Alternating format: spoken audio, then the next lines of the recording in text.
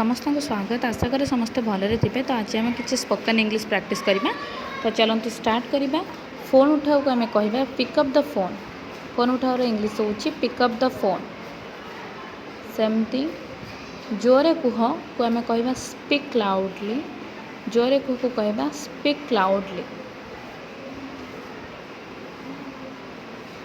किछि सुना जाऊ नहीं, नथिंग इज बीइंग हर्ड। किछि सुना जाऊ नहीं, आम इंग्लिश रे कहबा nothing is being heard. Phone काटी दियो, hang up the phone. Phone काटी दियो को आम इंग्लिश रे कहबा hang up the phone. Hang up the phone.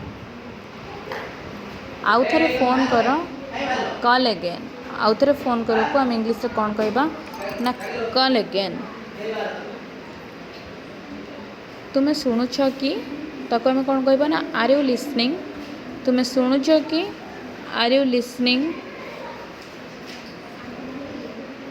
सेमती तुम्हें मो कथा शुणुछ कि are you listening to me. Are you listening to me आम कहबा। हम शुणुछि, यस आई हियर। हम शुणुछि बा शुणुछि, यस आई हियर।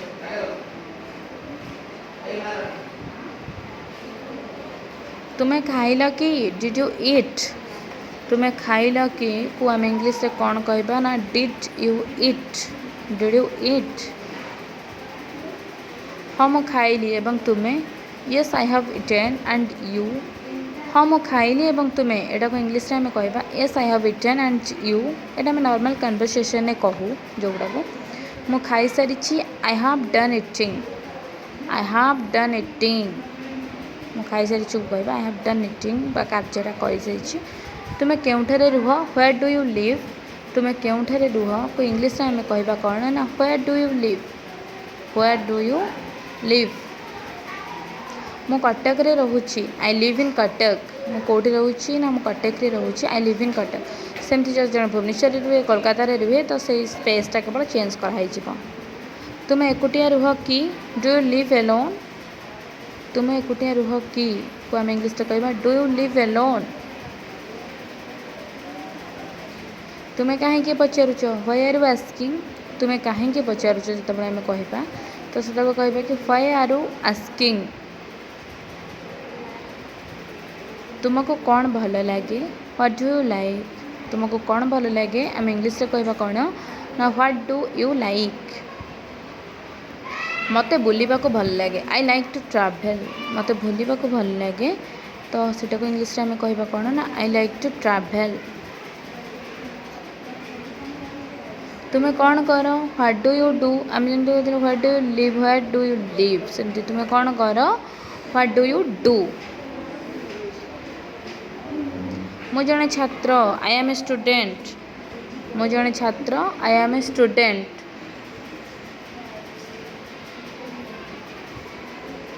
तुम्हारा कौन सी साहाय्य दरकार कि, do you need any help. तुम्हारा कौन सी साहाय्य दरकार को आम इंग्लिश रे कहबा do you need any help. हाँ दया करी साहाय्य कर, yes please help me. Yes please help me साहाय्य करने को आम कहबा हेल्प। दया करी अपेक्षा कर, प्लीज वेट। दया करी अपेक्षा करने को आम इंग्लिश रे कहबा प्लीज वेट। Please wait. तुम्हें एबे केमिति अनुभव करुछ, how are you feeling now. तुम्हें एबे केमिति अनुभव करुछ को इंग्लिश रे आम कहबा how are you feeling now. मु भल अनुभव करुछि, आई एम फीलिंग बेटर। मु भल अनुभव करुछि को आम कहबा I am feeling better. I am feeling better.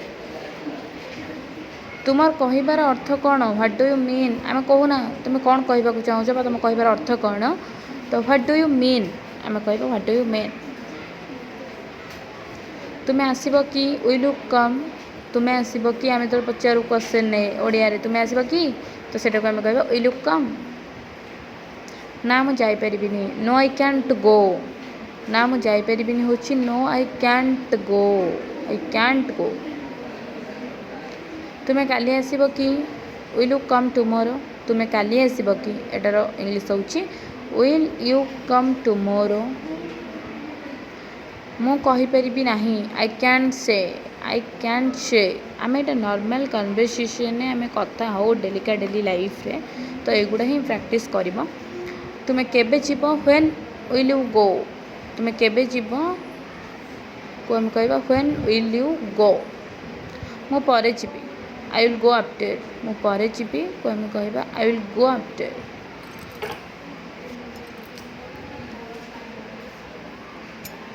मु आसंता सप्ताह पर जीवी I will go after next week मु आसंता सप्ताह पर जीवी को हम इंग्लिश रे कहवा I will go after next week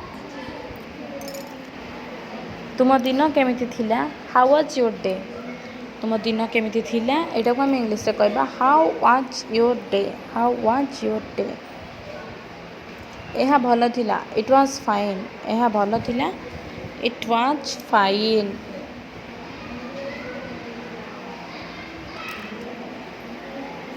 बहुत डेरी हो गला इट्स टू लेट हम बेले बेले कहूना एटा बहुत डेरी हो गला तो बहुत डेरी हो गला को हम इंग्लिश रे कहबा इट्स टू लेट मु द्वंद्व अच्छी आई एम कन्फ्यूज्ड मु द्वंद्व अच्छी को इंग्लिश रे कहबा आई एम कन्फ्यूज्ड मु निश्चित जे आई एम कॉन्फिडेंट दैट मु निश्चित बा मु कन्फर्म जो आम कहू तो सहीटा को आम कहबा कौन ना I am confident that I am confirm that कहि परिबा चलो घर को जीवा लेट्स गो होम चलो घर को जीवा को आम कहबा लेट्स गो होम कौन कहबा ना लेट्स गो होम चलो एकाठी जीवा लेट्स गो टुगेदर चलो एकाठी जीवा को आम कहबा कौन ना लेट्स गो टुगेदर तो आज ये लेसन होप एटा काम आसो थैंक्स फॉर वाचिंग।